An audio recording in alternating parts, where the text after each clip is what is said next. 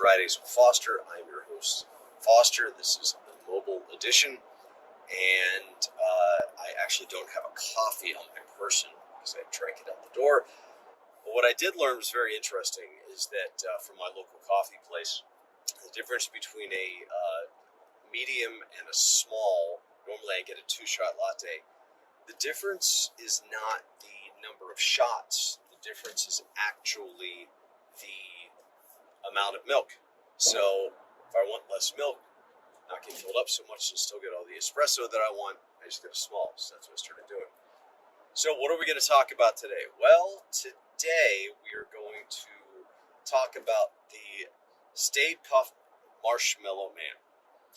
Now, some of you may be familiar with the law of attraction and metaphysics and things like that. You may buy into it, maybe not. But what I will tell you is I had an experience recently where, I don't know, something happened over the course of maybe a week where I was at the point where I was opening my email. And as I was opening my email, I was kind of expecting a negative email to come through from one of my clients. No one in particular, just one of my clients. It was going to be bad information. They were going to, stop coaching, or they had some kind of an issue going on.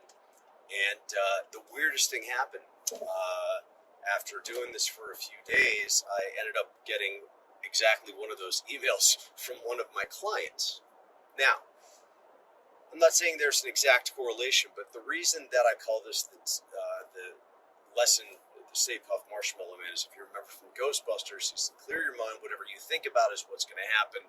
And so, of course, Ray thinks about the Stay Puft Marshmallow Man, and that's the form that comes to destroy them. So, essentially what it is it is creating that which happens to a point.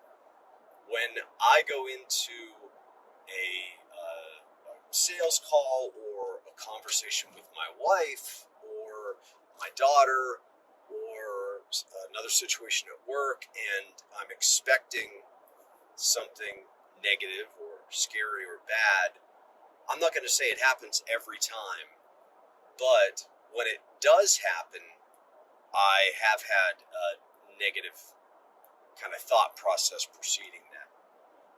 So what I've started doing, what I suggest you do as well, is before you enter any situation, be it a sales call, difficult conversation with your boss or with a team member, is go in with the best possible outcome in mind. Obviously, you're going to prepare for whatever the situation may be that comes. You don't want to walk in, completely aloof and overly optimistic and be blindsided by something negative. But if you go in with a positive attitude, you're definitely going to bring that positivity with you. So what I have been doing, in fact, I started, it was 2 days after I got this news from a client, I walked into my office and literally had a prospect that I hadn't seen in a while standing there, seemingly waiting for me. I'm not saying they were, seemingly waiting for me.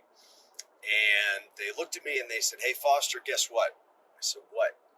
I was expecting them for some good news they were waiting on for their business. And they said, "We're ready to go. We're ready to start coaching." And I was just kind of blown away. And I said, "That's great. Positive attitude yielded positive results." So I figure you might as well try it, because what have you got to lose? If you look at something in the positive light, it kind of better prepares you. If nothing else, if it is negative news or something that comes across, you're going to be in a more positive state of mind to accept that news and receive that news instead of echoing back some kind of negativity. So remember, please share, subscribe, email me, foster@fostermccarl.com, if you want to hear a specific topic or if you have a specific question. And make sure to drink some good coffee, because life is too short to drink bad coffee. Have a great day.